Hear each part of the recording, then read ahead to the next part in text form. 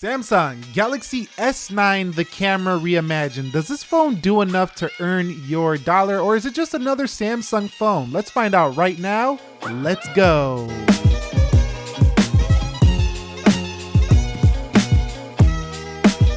So what is up, guys? Nick here, Galaxy S9. Let's begin with the key specs that matter. 5.8-inch 2K Super AMOLED display, 12-megapixel 4K variable aperture camera, a Snapdragon 845 or Exynos 9810 with 4 gigs of RAM, and a 3000 milliamp hour battery with expandable memory up to 400 gigs. At the design level, what do we get here? Well, we're talking about maybe a slightly refined version of the Galaxy S8 with a beautiful curved display, a little bit shorter, slightly wider. Stereo speakers do come here, so this is a nice touch for the S9. We do have the inclusion of a power button on the right, but the Bixby button remains, which is questionable for some, but to me it's okay because you can turn that off now. At the back, you can have now a heart rate monitor with blood pressure sensor, and the fingerprint moves to the right location that we've all been asking for. The new lilac purple is a stunner and definitely a looker. You are going to get questions about this one, but the build quality of the Galaxy S9 is still one that needs a case due to the glass on the rear, which can crack quite easily if you do drop it on these rocks. As you see in this video, I had to hold onto this very tightly just to make sure I did not crack this device. So definitely this one will need a case in everyday use. It does have Gorilla Glass 5 on the front, so you might not need a screen protector, but I still recommend one anyway, especially when you're paying this kind of money for a phone. On the front of the device, you're going to see that beautiful 2K display, and it is brighter than ever before on any Galaxy device and has the highest pixels per inch on pretty much any phone on the market. Great range of brightness, can be easily legible in the sunlight if you do put it on auto brightness, and it gets very dim. It does have a little bit of flicker at the lowest brightness, a common thing of OLED displays. And in display settings, there's plenty of things you can do to really get this display to the level that you will enjoy. It comes with 1080p out of the box. You have to go to screen resolution and put this at WQHD plus if you want the full enjoyment of this display.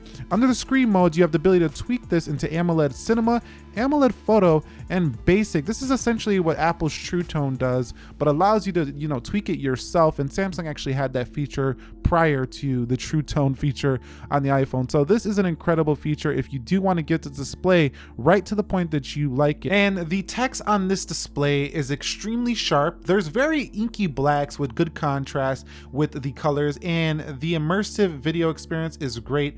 Also, we have multi-window that's actually more feature rich than the one on like a stock Android device. You also have pop-up view, which allows you to put two apps side by side, basically however you want. And you do have the one-handed mode, which allows you to basically use this one-handed, and a cherry on top is the Infinity wallpapers exclusive to the S9. So the S9 has the best display on the market, hands down, for a smaller phone. Now, we do have Android 8.0 Oreo on board with Samsung Experience version 9.0, and while this is Android 8.0 Oreo underneath, what's really on the surface is a Samsung experience. You're not going to see too much of a Google influence here. You're going to see a lot of Samsung features. I mean, look at the notification tray. There's a lot to see there. Going into your settings, well, there's even more to see there, and if you've never used a Samsung phone, there's a lot to learn here, although it's more clean and intuitive as ever, so don't let this scare you off. It's very easy to use this stuff, but there's just a lot that's going on with this device compared to a more simple UI. But how fast is the Galaxy S9? Does it give you the speed you're looking for in 2018? And I can guarantee you, yes, it does. It's extremely fast. 4 gigs of RAM is enough for this smaller phone, and day to day, you're just not gonna have any issues with performance. I've had this thing for a month and it's not breaking a sweat at all, no matter how many apps I'm using. Now, the S9 Plus will give you a little bit better RAM management. If you want to have 25 apps open in the background and everything to not reload, then get yourself the S9 Plus. But over here on the small boy, it's going to do just fine on the day-to-day. And then going on to some special features. There's even more features we need to talk about. If you go into advanced features, you can see Smart Stay, games, one-handed, fingerprint sensor gestures. There's device assistant app, multi-windows, smart capture, palm swipe to capture, direct call, smart alert, easy mute, swipe to call, send message, dual messenger, send SOS message. I mean, are you getting the picture? It goes on after on, but some of the more useful features I found is the fingerprint sensor gesture, which allows you to pull down the notification tray, the one-handed mode, which makes it very easy to use the S9 with one hand if you cannot reach to the top of this display. I understand if you got small hands. And the double click to open the camera is an amazing feature as well. So those are some of the ones I really like. Now, when it comes to security, Samsung also threw in a bunch of features. You have intelligent scan, which combines the iris and the facial recognition to give you a more, accurate opening of the lock screen. You have secure startup, secure lock settings. You can go ahead and encrypt the SD card. Smart lock, Google Smart Lock is here.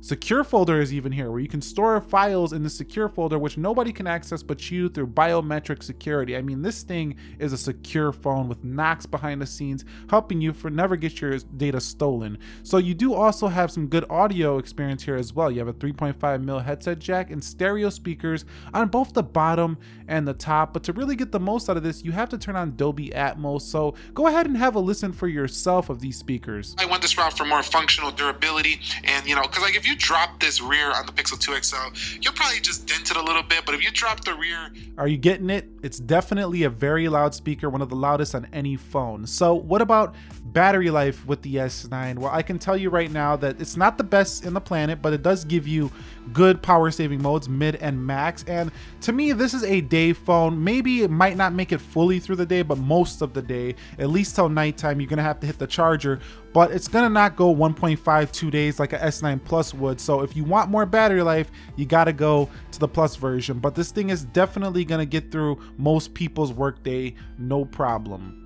Samsung decided to go ahead and improve the keyboard, which was a good move because on the Samsung S9, you do get all new emojis. You also get this on 8.0 with other Android devices, but these emojis just look so much better than the prior versions of the Samsung keyboard. You also get new sticker packs, which you can download some more, and you also get new GIF animations on this keyboard. So really, it's a nice keyboard update and something I definitely had to include here. If you do get an S9, it's a nice keyboard update. So the camera reimagined. Is it really reimagined? Well, at least the hardware has been reimagined. Software, not so much, but you'll never probably even notice this if you never look at the back of your phone, but it has a variable aperture that opens and closes to let in more light in different scenarios, making for better detailed photos than ever before. Now, shooting with this phone is great because it's a small, nice size and you can shoot with that volume rocker, and it's basically on the level now as a Pixel 2, I think, when it comes to overall photo quality. And you also have great modes that the Pixel 2 doesn't even give you, like pro modes, great food modes. It also gives you even more you can download, and it's very well laid out. You also have a super slow mo that goes up to 960 frames per second, and you have AR emojis if you want to get into that whole, AR emoji and emoji type stuff. And you also have hyperlapse here. On the front, there's also some nice features as well, in addition to Bixby Vision. So this camera, well, again, just like the rest of the phone, it's loaded with features. At least you can get to those features right within the settings of this software. And I think a lot of people are going to enjoy this wide selfie mode that comes on the front of the S9 along with the Bixby Vision, like we just mentioned. But overall, it's a pretty good camera software experience.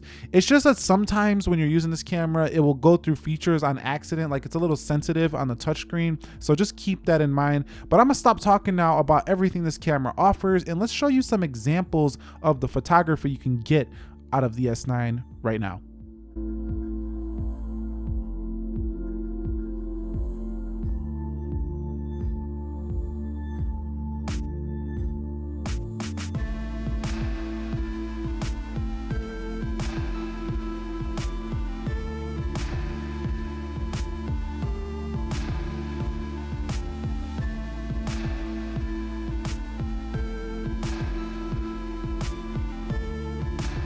So I had to mention phone call quality because the Samsung Galaxy S9 actually impressed me in this area. It has pretty good signal strength and it has an extra volume mode when you're actually in a phone call that makes the phone calling even better. And I never had one dropped call using this phone. So it's an excellent phone for phone call quality if you care at all about that. So the Galaxy S9, is it worth your time? Who's it for? Well, if you want an extraordinary design, while it's not the most innovative anymore because it's been out already for a little bit of time, it's a very easy one-handed phone as they made the phone a little bit shorter and a little bit wider, making it a little bit more grippy.